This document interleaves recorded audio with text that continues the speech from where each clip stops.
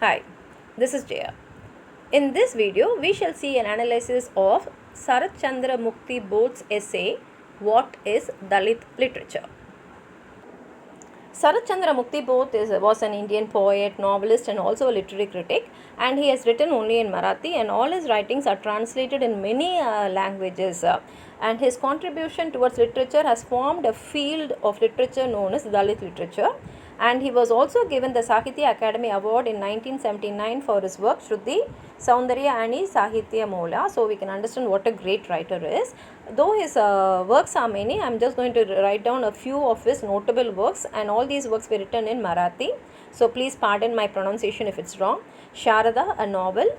Janhi Voluttu Jete, a novel. Navi Malavat, a poetry collection. And Satyachi Chart, it's also a poetry collection. And in this essay, What is Dalit literature, he answers the important question about how Dalit literature started taking shape in 1950s, and now how it has grown into a very great literary field. Now before going into this, he explains what is Dalit. Dalit means crushed or pounded. So therefore Dalit literature means the literature about the oppressed, the marginalist and the subaltern. And another great writer, Arjun Dangal, who is also a Dalit writer, has written an essay about what is Dalit literature, and in that he says that Dr. B.R. Ambedkar must be considered as the father of Dalit literature, because only his struggles against untouchability and towards the liberation of Dalits in India helped this Dalit literature to emerge in India. And Dangal also says that the first conference of Dalit writers, which was held in 1958 in Bombay, organized by the Maharashtra Dalit Sahitya Sangh, has helped in the emergence of this Dalit literature. And the same conference, there were many resolutions taken, and this resolution 5 reads as the literature written by the Dalits and that written by others about the Dalits in Marathi can be accepted as Dalit literature. Now to get a better idea about what is Dalit movement and Dalit literature, it will be nice if you could read Dr. Ambedkar's Annihilation of Caste, because it gives a very clear picture about all this.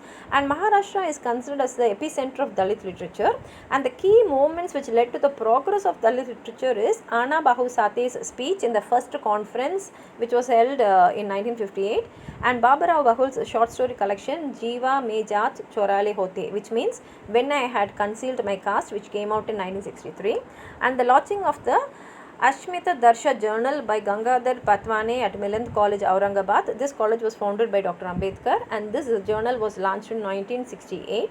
And the debates which concerned Dalit literature came out in the periodical Marathawada in 1969, and the establishment of the Dalit Panther movement in 1972, which contained writers and activists like Babarao Bagul, Daya Power, Arjun Dangal, Namdeva Dasal, Raja Dale and J.V. Power. All these led to the development of the Dalit literature, which today has become a very strong literature, and which protests for and shows the protestations which has happened in this society.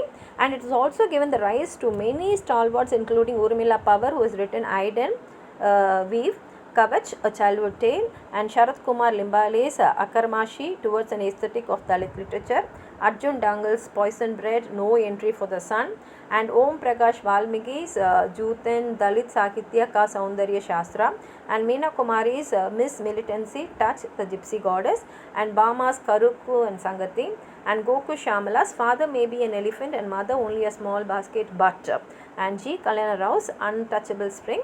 There are many more writers and many more books, but I am just limiting to the most important ones. And this essay which Muktibodh has written in Marathi was translated by Anil Raghunath Gulkarni, and it is also included in the book Poisoned Bread. And this essay begins with Dalit literature is the literature produced by Dalit consciousness, and ends with the line, Dalit literature is one which is produced out of Dalit vision. Not only that, this essay contains words like Dalit sensibility, Dalit viewpoint, Dalit point of view, Dalit insight and all that. So we can find out that the main objective of this literature is objective and not subjective, and its contents are social and not individualistic, and it is optimistic and revolutionary. Now what do you mean by subjective? Subjective means we can take the romantic poets. Now romantic poets have written subjective, that is what they have personally experienced and their own individual feelings. Objective refers to what is impersonal. Now if you see Dalit literature means many of the Dalit literature contains Dalit autobiographies. Now how can you write an autobiography which is impersonal or objective? For this Muktibodh says that pains and pleasures are lived and experienced by individual alone.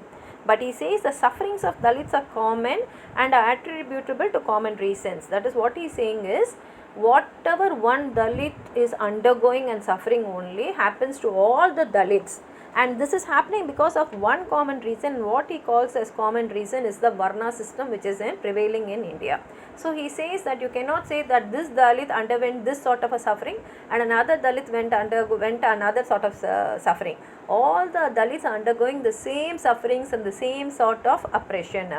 And what is Dalit consciousness? Consciousness is something which you are aware of what is happening within yourself and in the external world.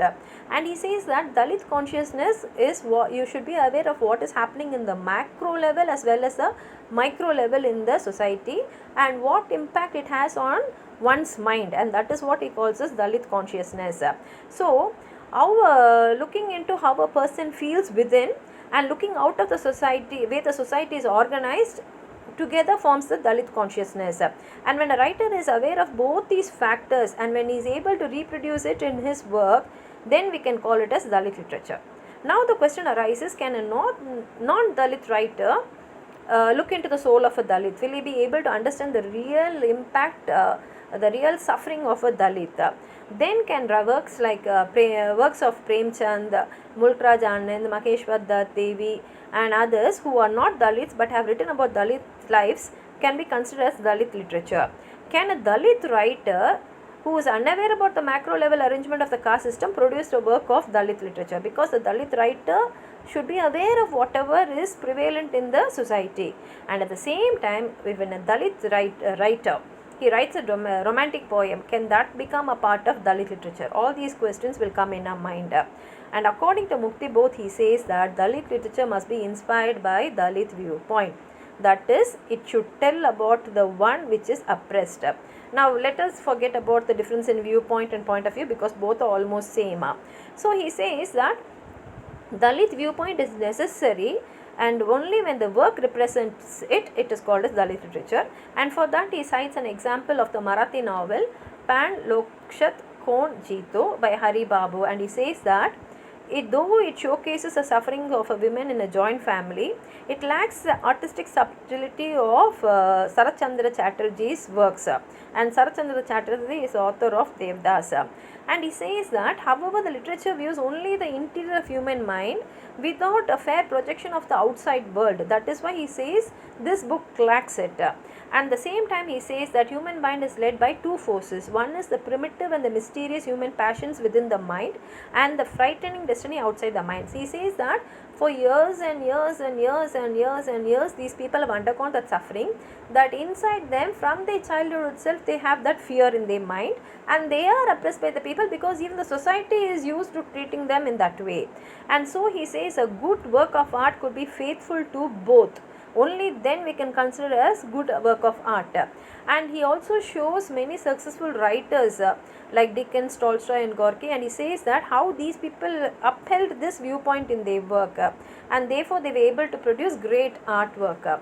And then he says that Dalit literature must be a contribution of both consciousness and experience.